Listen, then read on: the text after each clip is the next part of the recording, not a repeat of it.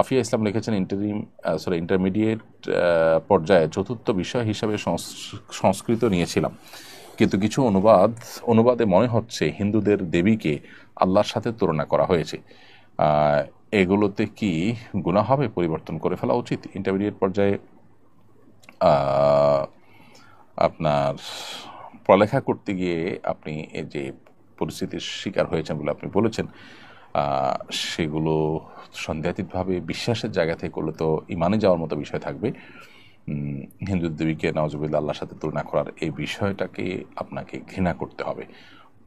পরীক্ষার হলে আপনার এটার উত্তর দেওয়া ছাড়া কোনো উপায় নাই, সেই জায়গা থেকে আপনি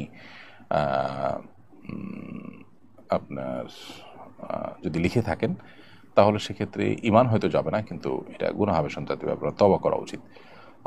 পরিবর্তন করার সুযোগ থাকলে তো অবশ্যই পরিবর্তন করে ফেলা উচিত, যেহেতু এখানে গর্হিত কাজ করার প্রয়োজন হচ্ছে।